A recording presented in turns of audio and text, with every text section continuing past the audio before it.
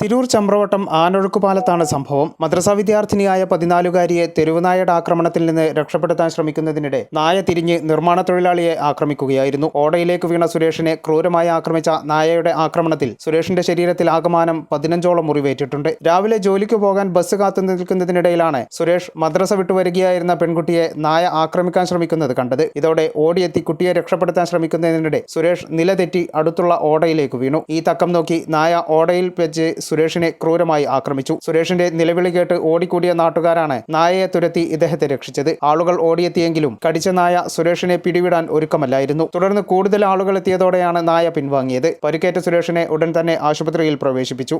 ഈ channel news Tirur. BSc optometry ഒരു professional കോഴ്സാണ്. ഇതൊരു പ്രാക്ടിക്കൽ ഓറിയന്റഡ് കോഴ്സും കൂടിയാണ്. ക്ലാസ്സിൽ പഠിക്കുന്നതിനേക്കാൾ ക്ലിനിക്കൽ എക്സ്പോഷർ കൂടുതൽ വേണ്ടൊരു മേഖലയും കൂടിയാണ്.